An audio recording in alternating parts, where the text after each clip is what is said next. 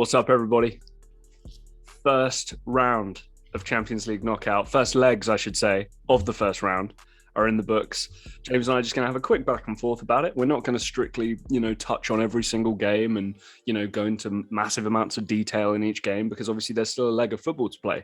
But we're just going to react to what we saw and, maybe have a little bit of a prediction about what's going to happen going forward. So, James, I guess we'll start with kind of the big hitter of the weekend, PSG Real Madrid. First of all, thoughts on the game? You picked PSG to go through. I picked Real Madrid to go through. I just want to know your confidence with PSG going through and also just what you saw from the game. I felt like PSG should be angry, should be upset that they only go to the second leg only 1-0 ahead. Obviously, Right. Messi missed a penalty. They had chances, but mainly, let's be honest, Jack, Real Madrid were awful. Real Madrid, listen, they were so bad. Perez had to come out and talk about how he was disappointed with Ancelotti's approach and also the team approach to the game. I feel like the one thing that gets me with PSG is that they played so well, but only have a 1-goal lead. And that's where I'm a little bit worried about there. Right. Yeah. The only thing that may also go their way is the fact that I think Real Madrid have 3 players suspended for that game. So Casemiro was a huge miss there. Ferland Mendy is going to be there. He's going to be out, so Marcelo could play, and that could be a serious issue, especially if they get Neymar and Mbappe and like Messi going. But I feel like if you're PSG overall, you would be content with that, but be upset at the same time because you don't go in there with a safe enough cushion than you actually deserve, to be fair. Well, again, and I kind of liken this to, my comments recently about Manchester United. Like, they're going to have to start playing well at some point. I don't think Real Madrid can play worse than they played against PSG. And they lost the game away from home 1-0. They're laughing right now. They're going to play better. They're going to play at home. And we know the immense amounts of pressure that PSG are going to be putting themselves under in this competition. I don't think Real Madrid have that same pressure. Now, people may dispute that because we know Real Madrid's obsession with the Champions League. But James, they've been there and done it a number of times. I don't think that we can sit here and say that, PSG won't be the more stressed out team, with more pressure on them because this is their baby. This is the goal of the football club, right? Whereas Real Madrid, obviously a little bit of a rebuild, some big transfers coming in the summer, one of whom plays for the opposition. I'm still feeling pretty good about Real Madrid. I'm not going to lie to you. I could still see PSG going through. But again, James, this was never, this team's obviously going to win. This was always a bit of a coin toss kind of game. These are 2 top quality football teams in a top level competition. So, yeah, I tend to agree with you. Missed chances for PSG. But, Real Madrid very lucky and PSG very unlucky not to be ahead by more. Sporting Man City. Go away in Portugal, you win 5-0, ties over, right? Yeah, what can you really say about that? Man City, to be fair, the one thing we need to give credit for is that we look at it and be like 5-0, but to go anywhere in Europe and win 5-0 regardless of it, especially in a competition like the Champions League, is very, very hard. It just shows you the level and the quality of this Man City team, because I don't think many teams could actually do that there. They were also absolutely flawless. It's one of the big 3 too. Let's be honest, there are those big 3 teams in Portugal. You got Benfica, you got Porto, you got Sporting Lisbon. I mean, I'm sure people might want to throw Braga or somebody like that in as well. But let's be honest, those are the 3 at the very, very top. So they've not gone to some team that doesn't know how to play, doesn't produce good players, doesn't have good football acumen about them. It's a good football team. So credit where credit's due for Man City, but I'm not going to dwell on that game. That tie is over in my book. James, you and me both predicted Man City. Shock horror. That probably will happen. Salzburg by Munich. I'm going to give myself a little bit of a pat on the back here because, I remember, a couple of my thoughts about, Salzburg win every week and that bleeds into the confidence for the football team. And stylistically, they play similar levels of football. We know, obviously, the very, very close links for Red Bull Salzburg and RB Leipzig and obviously how they play. So there'll be a lot, that Salzburg can go on in terms of effectively playing against Bayern Munich. We both still pick Bayern, of course. Bayern is still my pick. It's kind of my underdog, sneaky pick to win the whole thing. But James, 1-1. And if you actually, look at the game, Salzburg probably disappointed to have only drawn the game. They probably should have, especially in the first half, scored a couple of goals at least. I think right before Bayern got the equalizer late on, I think Salzburg had a chance, point blank range. It was a ball cleared off the line and they scored that. They go 2-0 ahead. Pavard, was that Pavard's one? Yes. That was nice defending, by the way. Amazing block. Now, Salzburg have some decent players there. Adama is somebody that you're going to have to look at in a few years' time and think, I won't be surprised if top teams in Europe will be looking at them. But to be fair with Bayern Munich is that they're not at full strength yet. So No, sure. let's not judge him straight away. The fact that Manuel Neuer didn't play, someone like Alphonso Davies didn't play, Leon Goretzka wasn't there, so they got a few players out. Disappointing because they would have liked to go in there with a bit more of a cushion, but going to Allianz Arena. Now, if Bayern would have lost the game 2-0, I still would have expected them to go through, because Bayern at the Allianz, when they get going, they can really get going. But I feel like if you're Bayern, it's not easy, but you still expect them to go through. Also, your coach is somebody there with a point to prove. Let's not get it twisted. Julian Nagelsmann is not the finished article yet by any means. Julian Nagelsmann has not won a Champions League yet. Again, winning the Bundesliga, okay, great with Bayern Munich, great. But I'm not going to sit here and just crown you as, oh wow, you're such a great manager. Like, James, I'm not going to lie. I think you and me could do a decent job managing Bayern Munich in the Bundesliga. Same with PSG in Liga, etc., etc. But Julian Nagelsmann, there's going to be a fire under him too to make sure that he makes a point of making this Champions League campaign a successful one. Now, success, you don't have to win it. If you're Bayern, that should be your goal. But, semi-finals, etc., he's going to be super motivated, and that'll bleed through to the rest of the team, you would think. Internazionale in the San Siro against Liverpool. We both picked Liverpool, James. 2-0 victory for Liverpool. The clean sheet as well, which is obviously a big one, especially with some of the, don't get me wrong, not top tier attacking talent that Inter have, but just that rung below, some decent, decent players. Ivan Perisic, Hakan Çalhanoğlu, Edin Dzeko still, plugging away there. Strong victory for Liverpool. What did you make of that? Again, I feel like the one thing I'm going to say for if you're Liverpool right now, and you might need to be worried about, is sometimes their flanks, and especially Trent Alexander-Arnold's side. I think if you watch the game, Inter Milan really focus on getting down the flanks and really pushing Trent Alexander-Arnold back, and it was effective, to be fair. But Liverpool, without not really playing well, without really troubling them, 2 set pieces, 2 goals. They came in there and were average and still ran out 2-0 winners. And what did I tell you about Liverpool? And what did I tell you about Inter Milan? Champions of Italy. What did I tell you about Inter Milan? Again, Inter Milan, they might go on to win the Scudetto this year, but when it comes to Europe, and top teams in Europe, they're just not on that level yet. You got to be honest about that. First time they reached this stage of the competition in nearly 10 years. I think that if that doesn't kind of tell you the whole story at this point of where Inter Milan are at, I don't know what does. And secondly, Jurgen Klopp's substitution. I think he brought on Henderson, Naby Keita, and that really kind of turned the tide for them. So Liverpool's strength and depth is something that we need to take a look at too. Yeah, again, and James, like I think we mentioned in our predictions video initially, back to Anfield with a 2-0 cushion, I think they'll be fine. And you and me, I think we can secure our tick there in the correct predictions for that one. Another game as well would be kind of quite an easy prediction, you would have to say, is Chelsea at home initially versus Lille.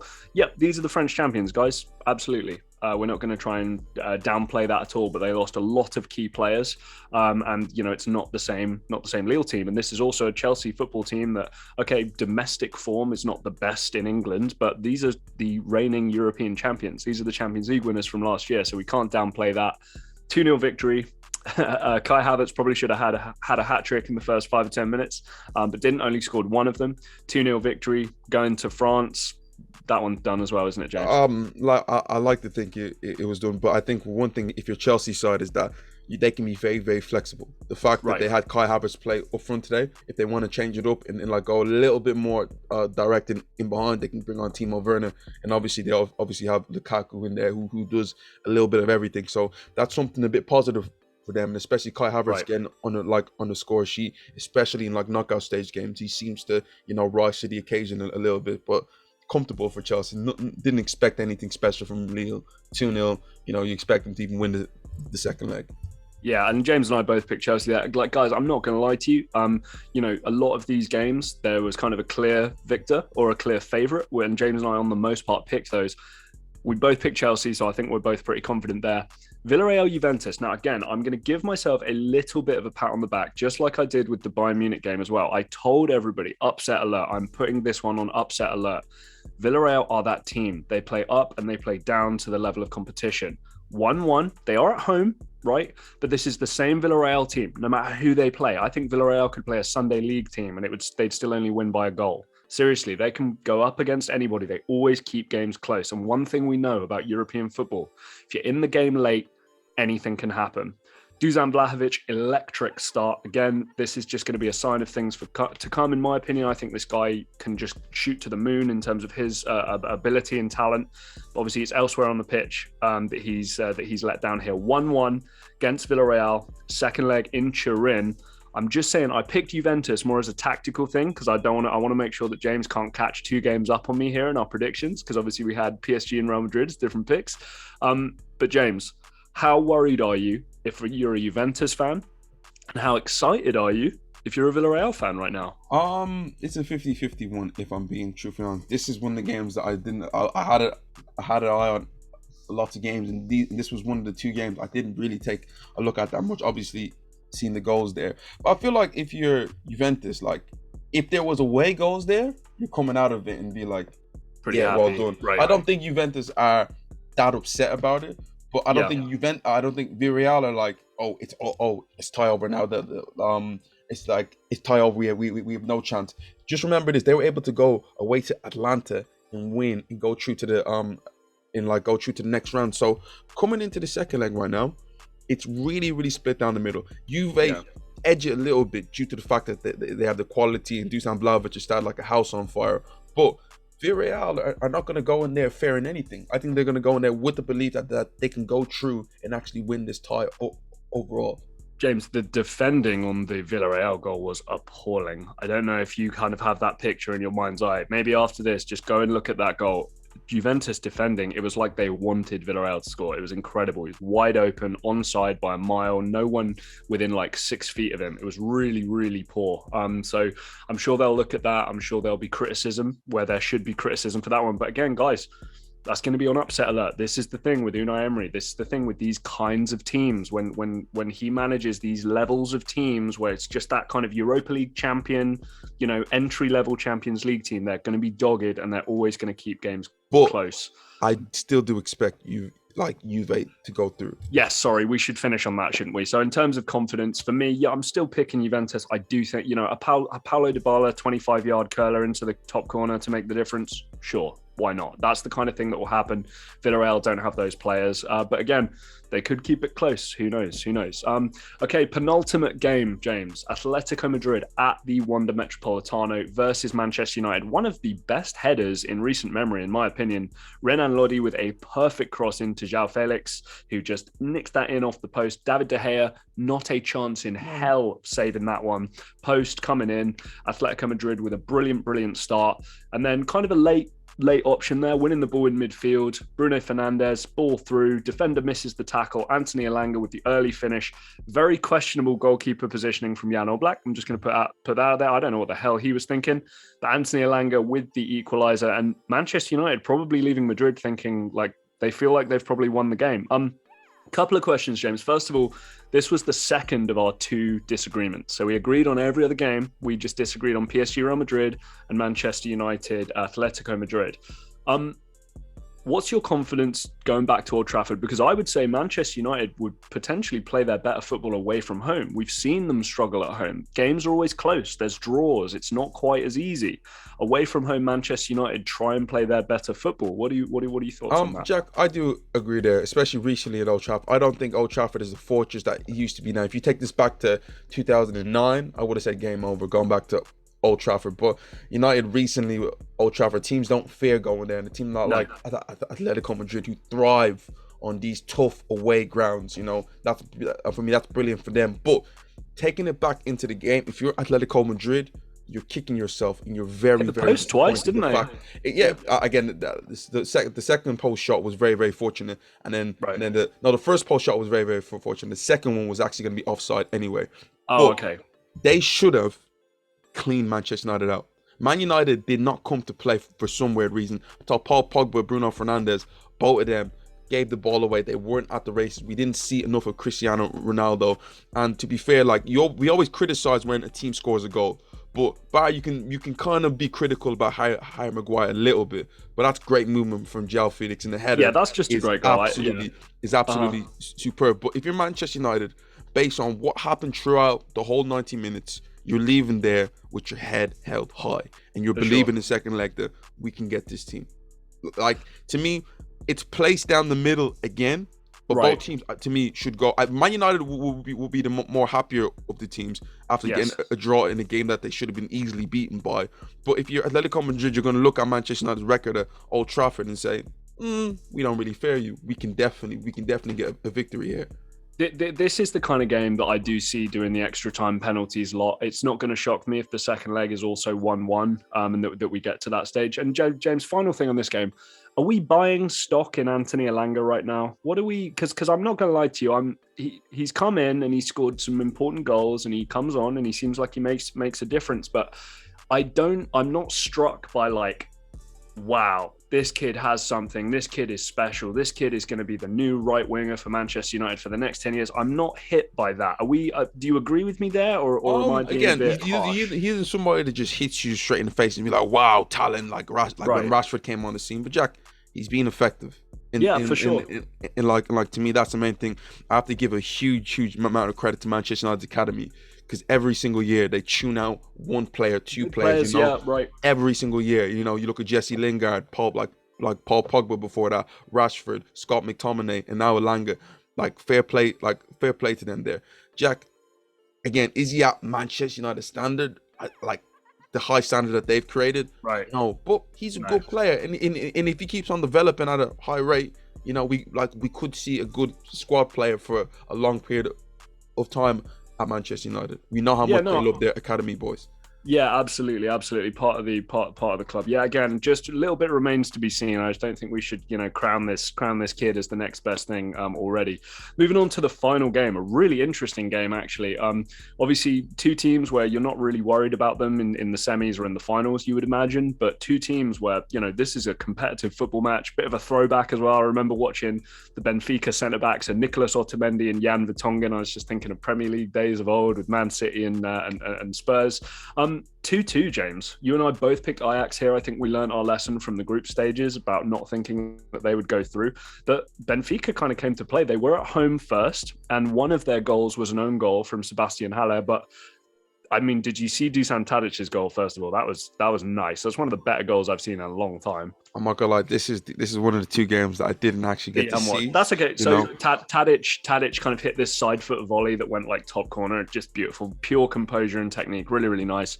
But yeah, 2-2 at Benfica. I think with these Portuguese teams, you always have a couple of veterans. I named like Vertonghen, Otamendi, these kinds of characters who are going to be there, been there, done that, not at the peak of their powers like they have been before. And then there's always a couple young, talented kids dotted in to try and scare you a little bit.